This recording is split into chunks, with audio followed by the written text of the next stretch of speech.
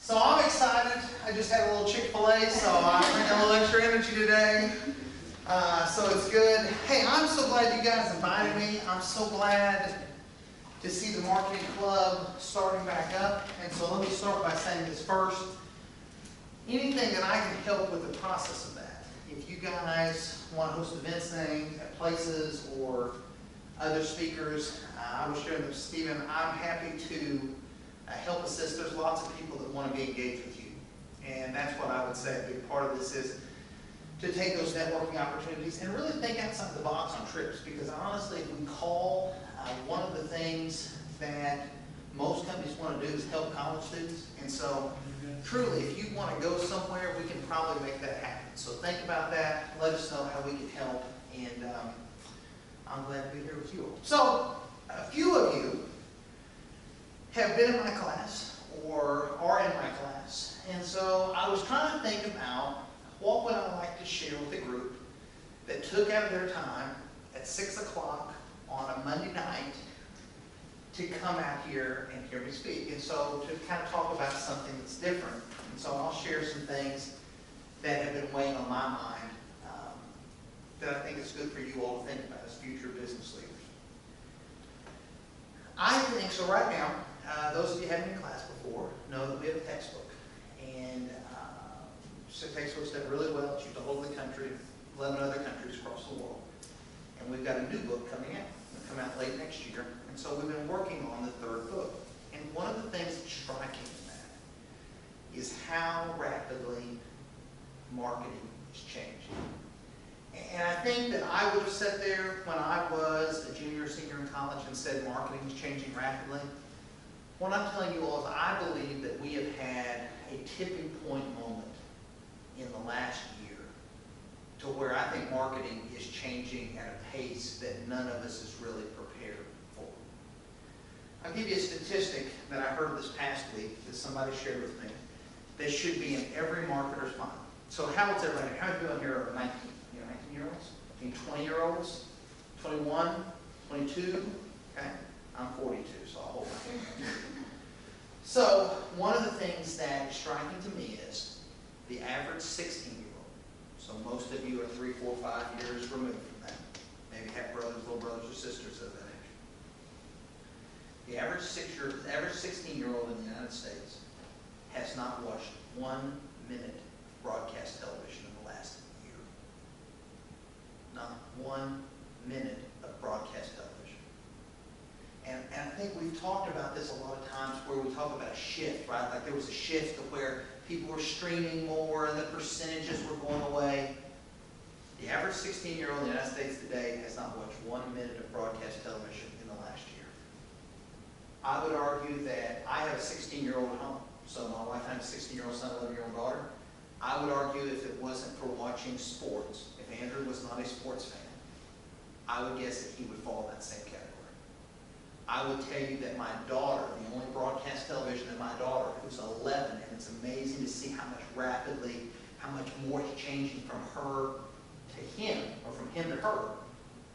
If she wasn't with us as a family and we were sitting somewhere, I don't think she would have watched a minute of broadcast television.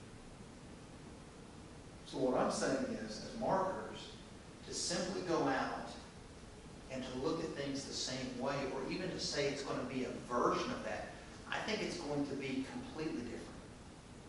I watched the World Series this past week. Everybody watched the World Series? World Series was exciting. The best team won. Red Sox were the best team, and they won. It's amazing if you watch the World Series. So we talked about, in my class, so one thing we talked about in class, is we talk about the NBA teams having the logos, the advertisements on the jersey, right? That's kind of a natural step. So there's nothing really mind-blowing. You get it out there. They said they estimated about $500 million of exposure that the NBA got after the success the NBA had last year, this year, 2017. So the Grizzlies, Williams-Lake Grizzlies Saturday night, the Grizzlies have FedEx as their sponsor. 27 of the 30 teams have sponsors. That's kind of a next step. That's kind of an incremental shift. But now you watch the World Series and the presenting sponsor is YouTube. If you went and asked my daughter and her 11-year-old friends, now remember, 11-year-olds are going to be sitting where you all are in a decade, so not a generation from now, 10 years from now. 11-year-olds are going to be sitting where you all are in a decade. So if you went and asked my daughter and her 11-year-old friends, now remember, 11-year-olds are going to be sitting where you all are in a decade, so not a generation from now, 10 years from now. They could not name you a single television ad person, actor, actress. They love YouTube. They love streaming content. My daughter and her friends love to watch the YouTube videos like where they test toys. That's remarkable. This show gets 2 million views. Think about 2 million, what 2 million views is. There's not a single thing other than the NFL that ESPN shows that gets 2 million views. And ESPN's on 100 million households every day. So how do we do that? I think you have to find a way to tell a better narrative. I think that we are actually going the opposite way of what we were taught, what I was taught 20 years ago. 20 years ago, we did a thing called relationship marketing or relationship selling. It's still in textbooks. It's in our textbook. It says, if I develop that relationship with you, you are more likely to buy from me. And that still holds true with most people my age. But what you have is a whole new group of people that you're marketing to and selling to that really don't want to have that relationship. That really don't want to take any more time than they have to. And a lot of the things we thought, it's at a tipping point of where that is. I don't know today, if I were sitting here, and don't share this because I got lots of friends that sell ads for KIT and for stations in Memphis and Little Rock. I have former students who do that. I don't know what would convince me as a business owner today to buy advertising time. I don't know what's else. And so how do you reach what that is? There has to be a way that you entertain people and advertise in a much more coherent message. So the World Series, if you saw the World Series, what the World Series basically did, more effective than I've seen any major sport, is the World Series said, we're going to run the ads, not even between the innings, because what happens between innings? Between innings, you go to the bathroom. Between innings, you look at your phone. Between innings, you go check on your kids. Between innings, you make a call. Between innings, you do something. They were showing the ads between pitches. Here's a pitch. There's 25 seconds. I run a 10-second ad where I'm still showing the content and I'm running the split screen on it. YouTube was the presenting sponsor. I think that is the message that what you have. So how does that work? I think that you have to find a way, watching the power of YouTube and watching the way that they're able to win over kids. Here's always the thing that you have to remember. The generation of people that are executives are going to be hiring you all. Right? These 50-year-old men and women. They're only going to be in power and making those decisions for another 10, 15 years tops. So what does it look like when these 16-year-olds, these 11-year-olds, what does that look like when they're in charge?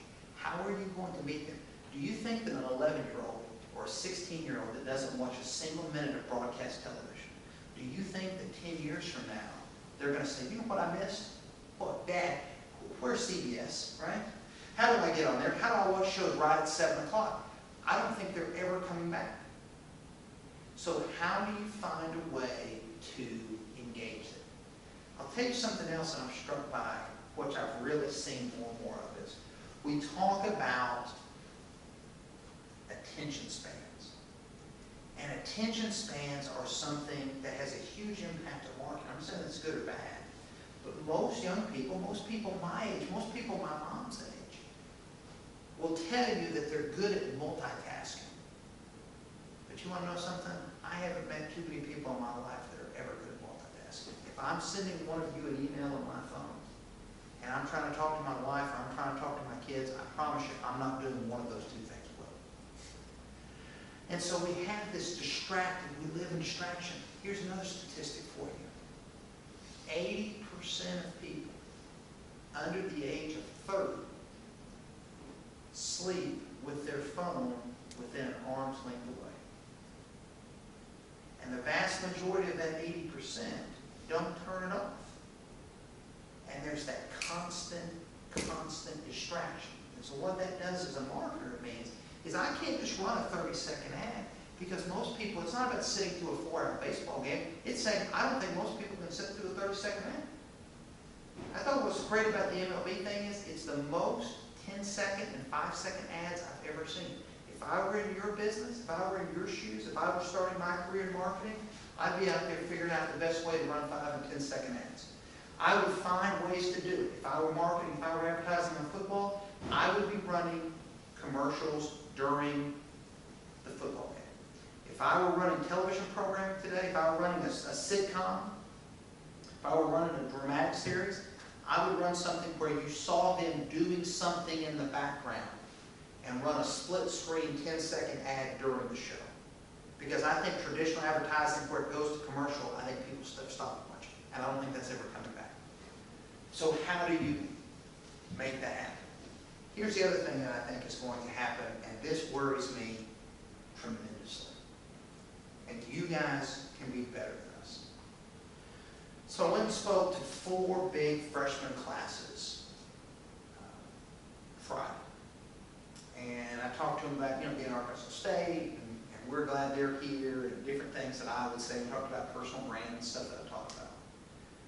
But here's something where you guys need to do better.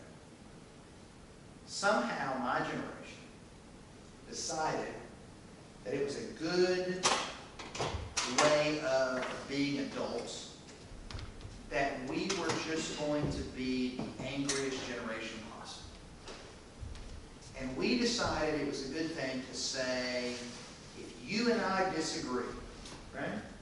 If we and us disagree, that one of us must be stupid, or you must hate me and I definitely hate you. And now we all have a platform, and most of us have multiple platforms to be able to spew that anger. And I will tell you, if anything, there's nothing that scares me more today as a marketer, but as a father, than we have got millions of angry people who want to share their anger. And you guys have to do better than we do. You guys have to be better than your parents that I've been and we've been, because we can't go on another generation like that. So now, how does that work in a marketing context? What it has done is, in 2018, people are statistically more cynical than they've ever been. And so their cynicism is there for stuff that we think about, like politicians. Don't trust politicians. I saw a guy yesterday wearing this gigantic vote them all out shirt, right? His hatred wasn't for Republicans or Democrats. His hatred was just for anybody doing anything. Right?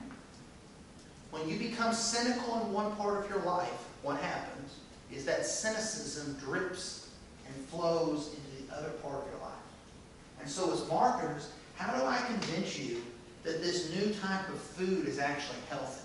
How do I convince you that I'm not giving you some kind of bait switch? How do you work in a world where somebody says, I'm going to go to McDonald's, or I'm going to go to Chick-fil-A, or I'm going to go to the movie theater, and somebody says, can't trust it, it's fake news, there's something bad that's out there. Because that permeates everything as marketers. So how do we then find a way? So here's what I would say. With young people, it's fascinating what, and by young people, I mean 10 years younger than you. It is remarkable the level of how they tie in to, if something entertains them, how much they trust them. And so I think we have to look for ways to tell a more entertaining story, to find things that engage them. I believe that so much of the marketing world will be different, drastically different, by the time most of you turn 30 years old. And that wasn't the case. When I was 22 and in a marketing club, when I was 30, marketing was basically like that, just with more internet. I mean, that was basically the difference. I think that we are in a very different world. So I think you have to find ways to entertain people. I think you have to find ways to tell a more positive story.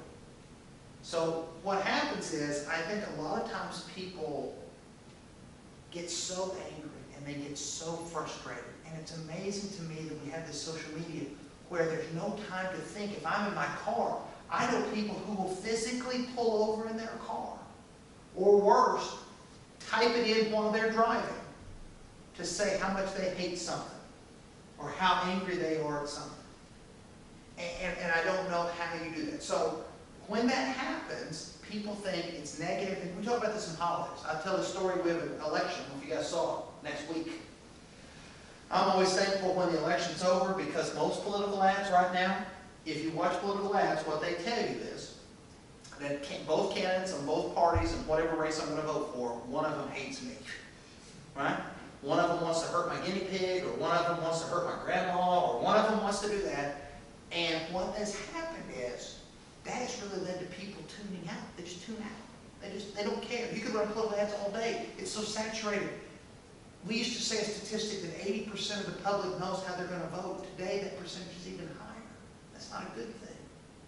So why would I, if I know you're definitely going to vote Republican, I know you're definitely going to vote Democrat, why would I run ads? Why would I spend my money to dissuade you when you've already made up your mind? You don't want to be in that business. If you're not going to go to McDonald's, if you're a vegetarian, if you hate chicken nuggets or think McDonald's is unhealthy, why would I spend $1 on it? Now, here's the thing that I would say is shifting, and I think this is important. So we just did a thing, I just actually talked, we sent some stuff to Nielsen for our new book and talked about this. So, most watched cable channels, right? Most watched cable channels. When I was a kid, that was ESPN, that was CNN, that was, you know, those TBS, kind of mainstream, 100 million household type channels. Today, the 3 most watched channels are ESPN, although ESPN has a lot fewer viewers than it did just 3 or 4 years ago. Fox News. And the 3rd most watched channel is a channel that for years I thought was, I'm like, why do they even put this? Why do I have to pay 8 cents a channel to get this? Which is HGTV. HGTV, my wife watches HGTV, my daughter watches HGTV, and they love it. And I gotta be honest with you, I've been married almost 19 years. It's starting to win me over.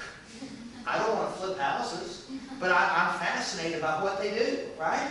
I'll take a channel that's even gotten me more. I'll take a channel that's sucked me all in, that went, so I watch ESPN, so I'm going to date myself. I loved an anchor when I was a little boy that was on ESPN Sports Center named Gail Gardner.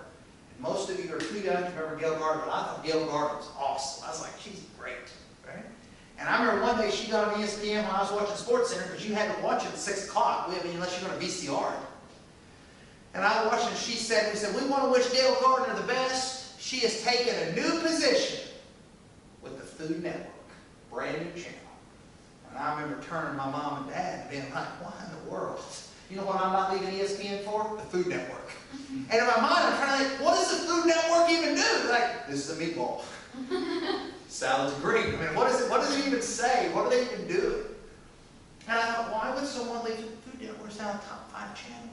It's a top 5 channel. When I watch Food Network, we will find ourselves, I'll watch Guys Grocery Games with my daughter late at night before we go to bed. We will sit there and watch that. We'll watch the Iron Chef or the little things where they cut up the food. And I'm sitting there thinking, how am I watching it? You know who can't cook anything? Me.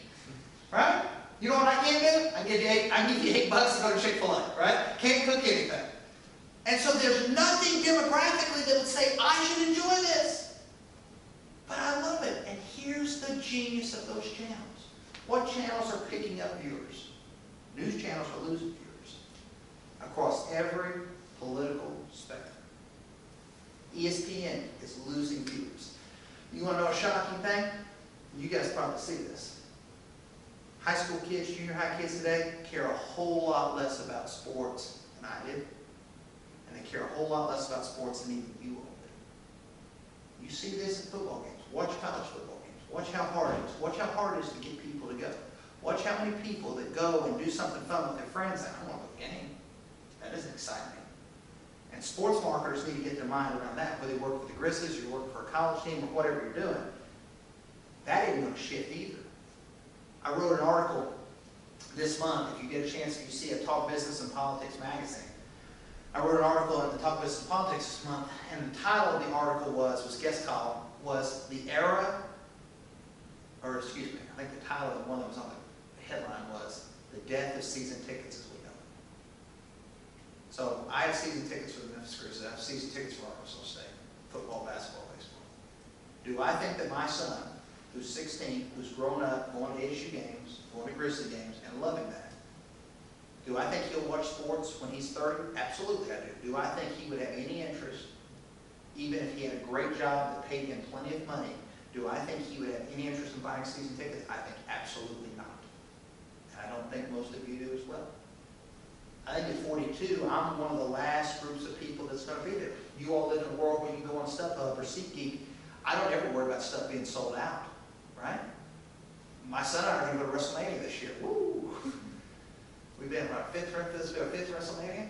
Somebody said, "Well, you already got your tickets." No, I have not. But you know what? I'm not worried about it because I know I can go on StubHub and buy them a week before, 2 weeks before. So why is anyone going to buy stuff? I had a Grizzly season ticket holder who used to be a season ticket holder, a person sat near me, who I saw at a game the other night. And I said, "Hey, you still have your season tickets over there? I haven't seen them." He said, "No, I don't have them." He said, I like to come with my kids to about 10 games a year, and we just buy them secondhand or whatever, 10 games a year. It's on StubHub, and we go to the 10 games to see the Lakers or Golden State or Boston or whoever he wants to see. And so I think that world is changing. Going back to the HGTV and the Food Network, I'll give you one other example of a channel that gets so much positive free press in November and December. Is my mom, who is 60, almost 67, my wife, who's 42, same age as me, and our daughter, who's 11, so you're talking about 3 distinct generations, love to watch the Hallmark Channel. Love the Hallmark Channel. We're like waiting for the Christmas movies to come out. If you ever watch a Hallmark movie, I'll tell you how it turns out, right? When it says she wants a boyfriend for Christmas, I bet she gets a boyfriend, right? They always turn out happy. Now, here's the part that I think about marketing. Think about what I said before. We live in a world where it's, I hate you, you hate me, I'm not voting for her, I'm not voting for him, they're out to get me, they want to hurt me, and it's all of this anger, and human beings are not built to do that. Think about it with any of us. If you get super angry, right, if you're super angry at your friends, your boyfriend, girlfriend, your parents, whomever, a boss, I don't know about you guys, but even the best compartmentalization, man, I take that stuff home with me. I'll lie there in bed and think, man, I don't like how that turned out. I don't like how that worked out. And human beings can't do that. With all kinds of people, especially young people, getting less sleep than they need. And that anger channels, our bodies, our minds are not set up to do that. So what happens? Why is Hallmark Channel a channel that shows the most programmatic movies you will ever find? You can watch the first 2 minutes of a Hallmark movie and know how it's going to turn out. Bet they end up together. Bet the little girl gets adopted, right? It turns out happy. Food Network, right? They're cooking food we can't eat. I don't have a 4D television. I can't smell the food. HGTV. In all of those cases, they're selling you entertainment, but more than that, what they're doing is bringing you a little bit of joy and a little bit of a distraction. One of the reasons that sports is struggling is because people don't carry the passion or the affiliation with it. Most people, if you're ever a sports fan, man, there have been times Arkansas State's lost. I remember one time we lost a game years ago before we ever went to a bowl game. I was there with my son. I so wanted us to go to a bowl game. We lost a game to Western Kentucky on the last play of the game when they went for a 2-point conversion. And I just remember sitting in the stands, doubled over, and telling my dad I felt like I just got kicked in the stomach. Right? Like it was hard to recover. Most people don't want to have that. There's enough of that in their lives. They don't need something on top of that. And so if you find ways to get positive, you can do it. So what happens with that? You don't have to be positive for long stretches. Find ways to bring a little joy.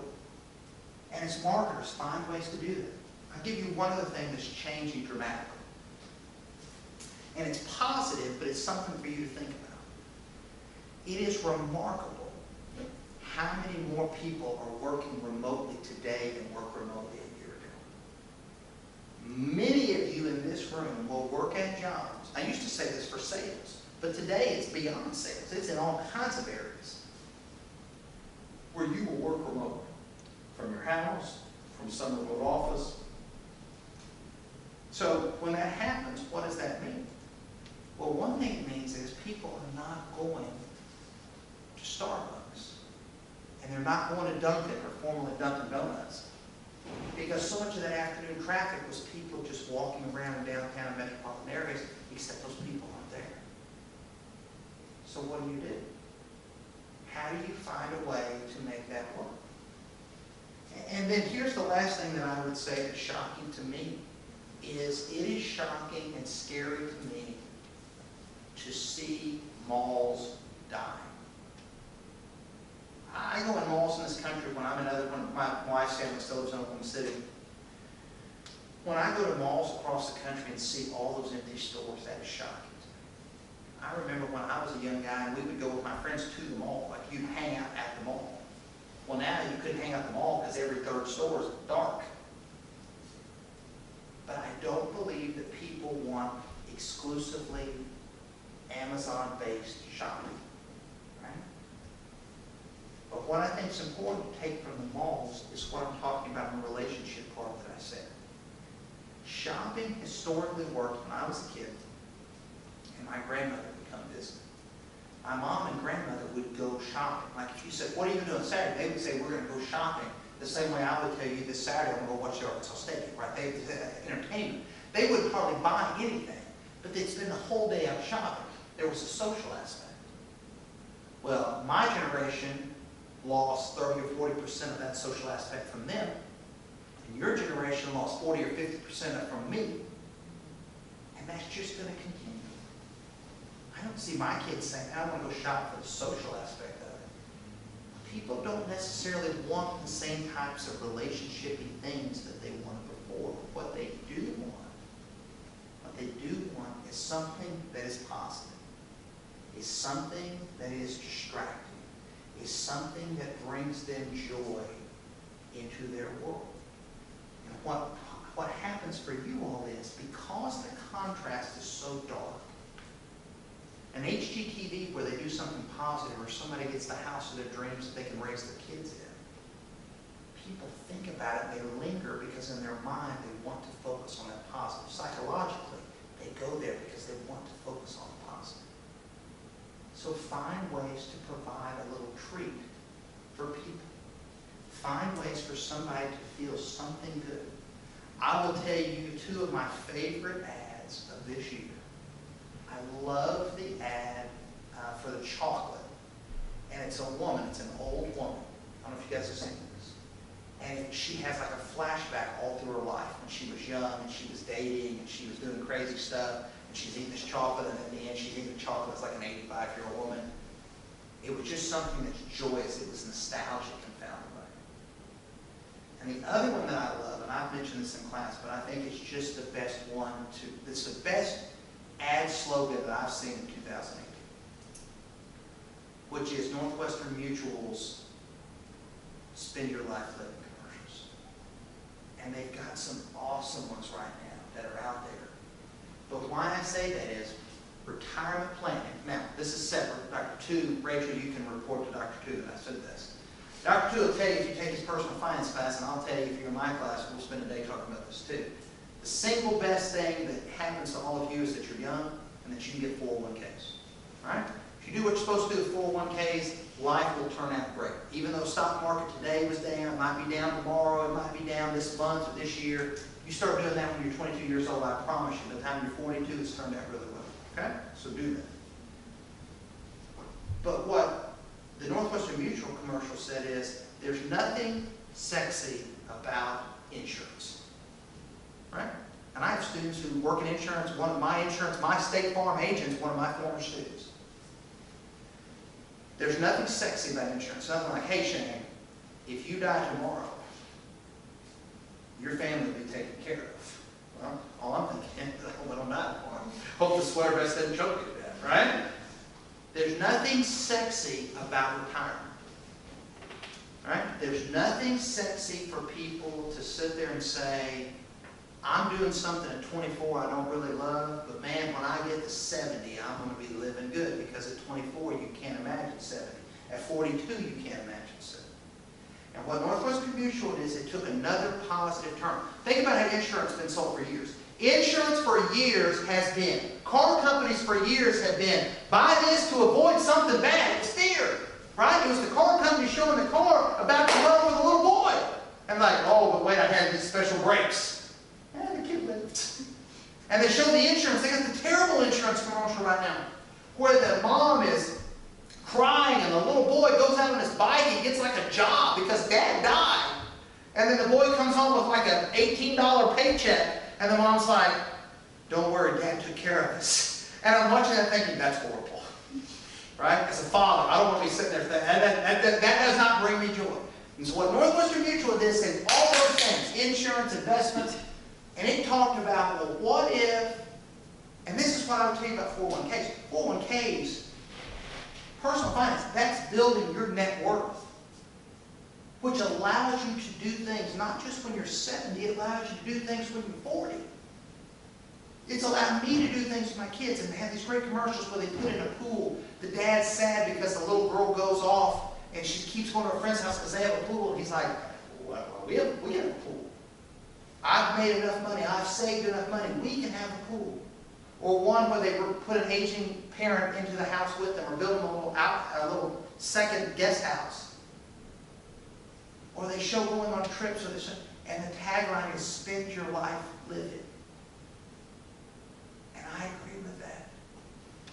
I agree with that. That's inspirational to me. I want to save, I want to invest, because I want to spend my life living. I want to enjoy the time that I have with my kids, and then one day with my grandkids. And again, I go back to, why is it my favorite line? Because it leaves me with a little something positive. I am tired as a citizen, I'm tired of a consumer, of every day, all of these things trying to tell me that stuff is scary. I mean, we live in a world where we've got to get Hep A shots right here on campus. We could have done those tonight. We've been a marketing club meeting, right? And I mean, but we live with those things. I don't want any more of that than what I have to have.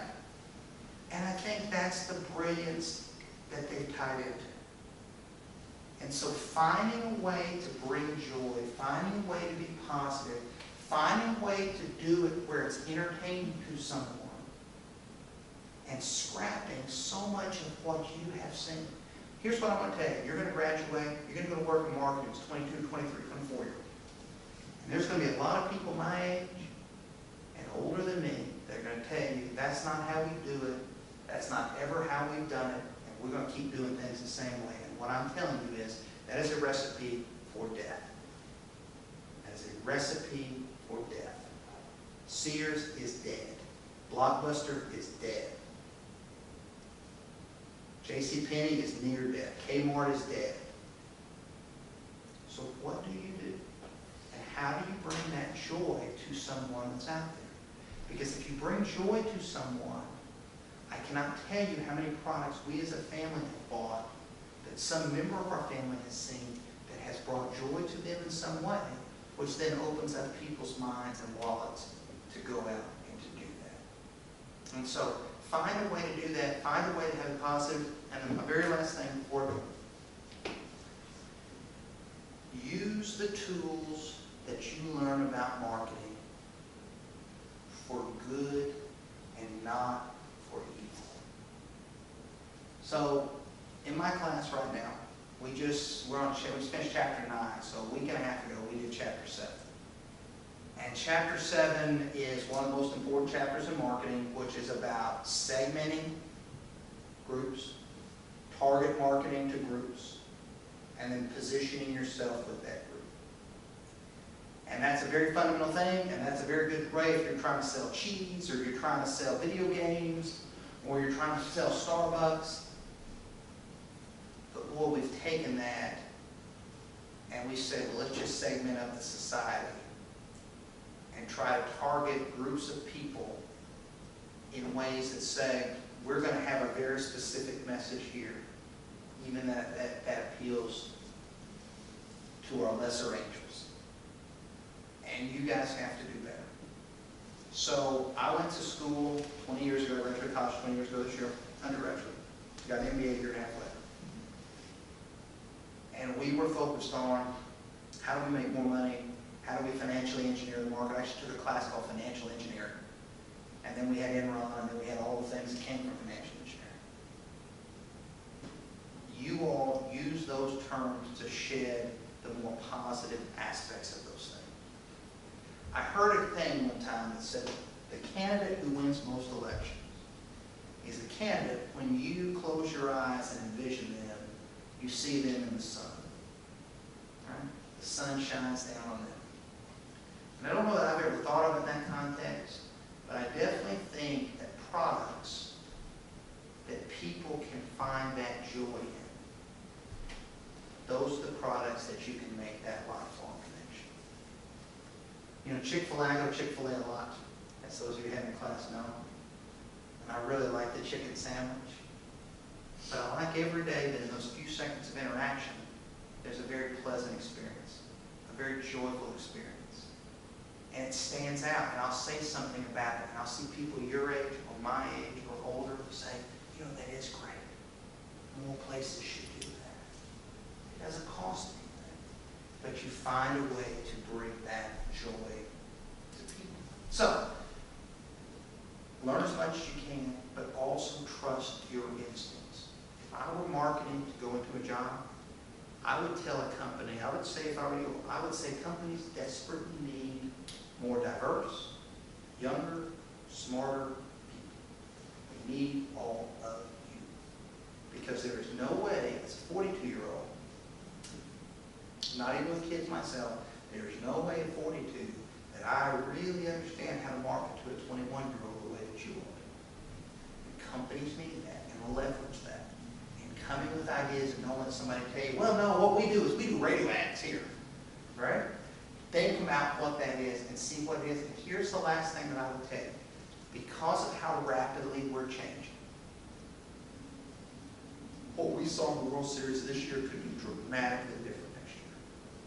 I know some really smart people who say by the time that you all turn 30, we won't even have TVs in our home.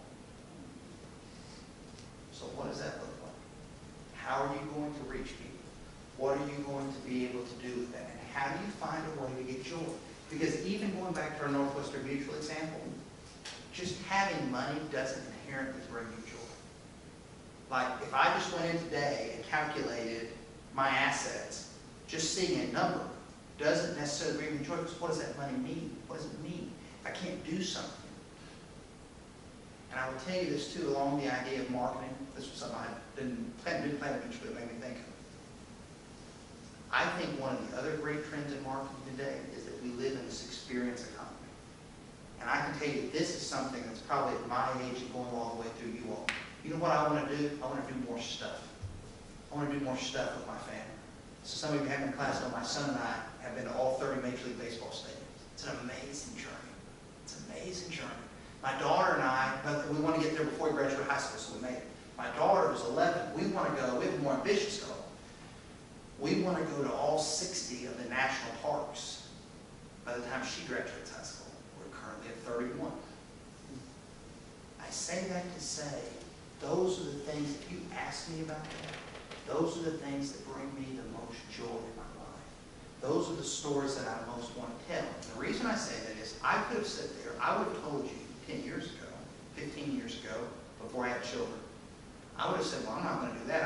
I'm going to save my money, I'm going to invest my money, and you want to do that. You want to make sure you can afford whatever you're doing. But I will tell you the experiences are so much richer than having a few extra $1,000. And I think that that's something that's there. So I think that experience economy that you have, people aren't going to go to sporting events because they care who wins. They're going to go to sporting events if you give them an experience that they want to remember with their kids, or with their loved ones, or with their boyfriend or girlfriend, or with their parents, or whomever. And so I think that trend is here, and I think anything that you can do with that is essential to being able to be a successful marketer. So I'm glad you guys are here. I'm thankful you guys invited me. If there is ever anything I can do to help this club, or ever anything that I can do to help you all in your careers, if you ever need a reference, you need a letter of recommendation for a job or graduate school, please come by and see me. Email me at shunt@astate.edu, and I'd love to do it. that you guys being involved, you guys being a part of something like this, you guys just taking the time to think about where we're going sets you apart. And when I said this the other day, you all are going to enter the most competitive job market ever. But you shouldn't view that as a bad thing. In fact, you should view that as a good thing. And the reason is, while there's a lot more people competing for jobs, there's a lot more companies that are willing to pay you top dollar if you can show them and illustrate to them why you're great. And doing things like this that are above and beyond your coursework, things that you can say, I'm great, those are the things that are going to lead to the types of opportunities, financially and otherwise, that you want for yourself and for your families. So, I'm glad you guys are here. Thank you all so much. May my night. Go Red Wolves.